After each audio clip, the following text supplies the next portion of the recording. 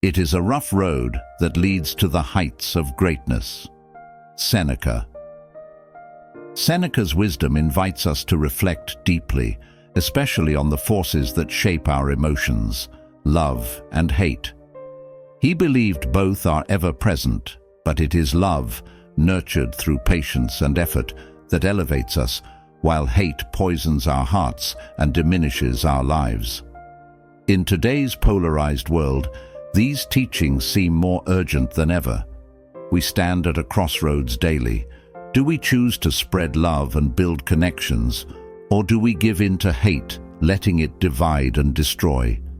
The choice, Seneca reminds us, defines not just who we are, but the world we create around us. Love and hate, two of the most powerful emotions that drive human behavior. The Stoics, especially Seneca, emphasize the importance of mastering these emotions. To them, choosing love over hate wasn't just a matter of personal peace, but a fundamental principle for a meaningful life. Seneca urged us to approach each day with the intention to foster love for others, for ourselves, and for the world around us. But why is this choice so vital, especially today? In an era where negativity and division dominate the headlines, choosing love seems both a radical and necessary act. It's a choice that requires strength, patience, and wisdom.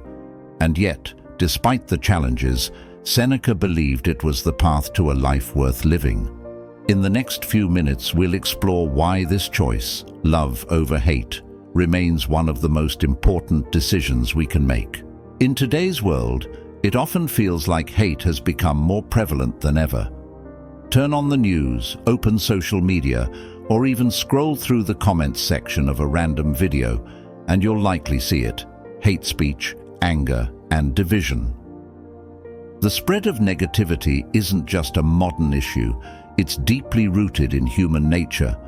But in our connected digital world, hate spreads faster, reaches more people, and can have a more profound impact. This constant exposure to hate has real consequences. It breeds fear, mistrust, and cynicism. It divides communities and fosters an us versus them mentality. We see its effects in our relationships, our workplaces, and even within ourselves.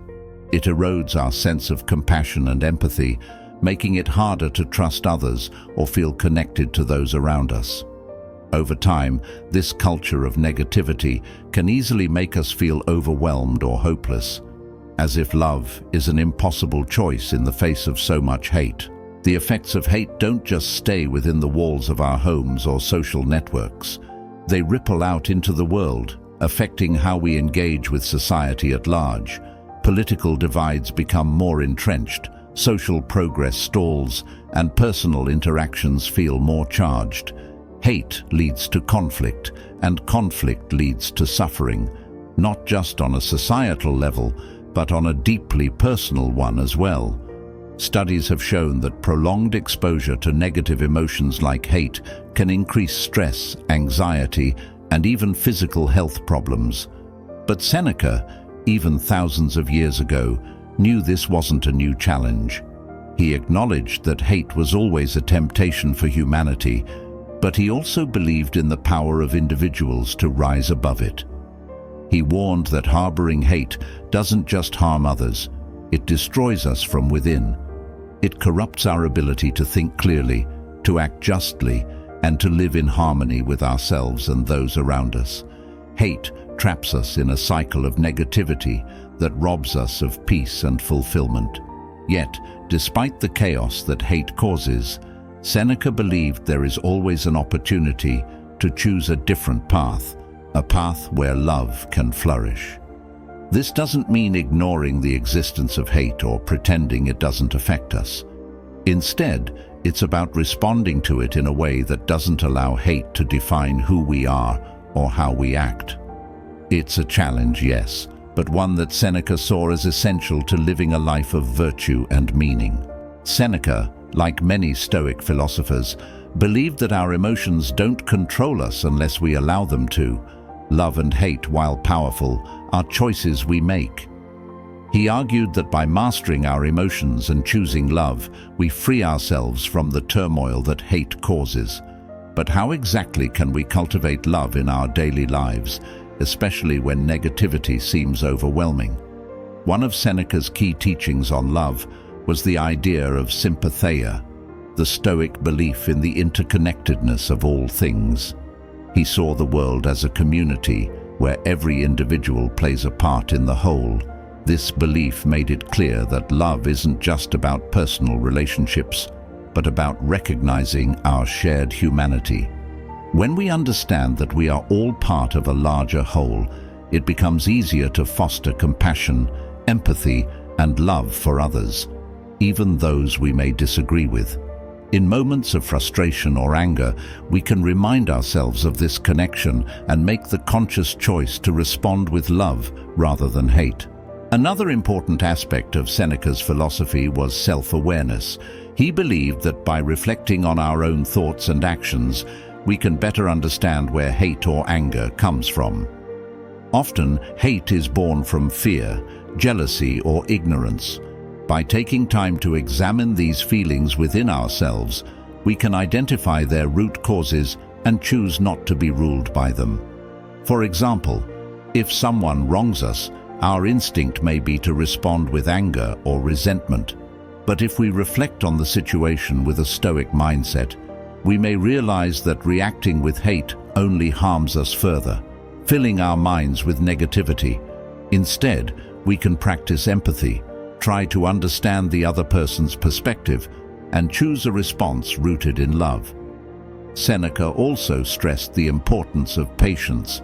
Love isn't always an easy choice, especially in difficult situations. It takes time and effort to foster love in our lives, but Seneca encouraged us to remain patient, even in the face of adversity. He believed that every small act of love, no matter how insignificant it may seem, adds up over time and helps to create a more harmonious and fulfilling life. Patience with others, patience with ourselves, and patience with the process of cultivating love are all key elements of this journey. Lastly, Seneca reminds us that love is an active, ongoing practice. It's not a passive feeling, but a choice we must make again and again. Choosing love over hate doesn't mean avoiding conflict or difficult emotions. It means facing them head-on and deciding to act with compassion and kindness. Ultimately, Seneca believed that love is the only force strong enough to overcome hate. It's a choice we make not just for others, but for ourselves. When we choose love, we choose a path of peace, clarity, and purpose. Let me share with you a story that perfectly captures the transformative power of choosing love over hate. It's a story that echoes Seneca's teachings, but comes from a much more recent time, one that shows how this ancient wisdom remains relevant in our world today. During the civil rights movement in the United States, there was a man named John Lewis, a prominent leader who stood alongside figures like Martin Luther King Jr. As a young man, John Lewis experienced immense hate and violence firsthand. He was beaten, arrested, and threatened for standing up for the rights of African Americans. It would have been easy for him to give in to hate, to retaliate against the system and people that oppressed him. But John Lewis, like Seneca, believed in the power of love. In fact, Lewis spoke often of the philosophy of good trouble, which he defined as necessary acts of protest driven by love and a desire for justice.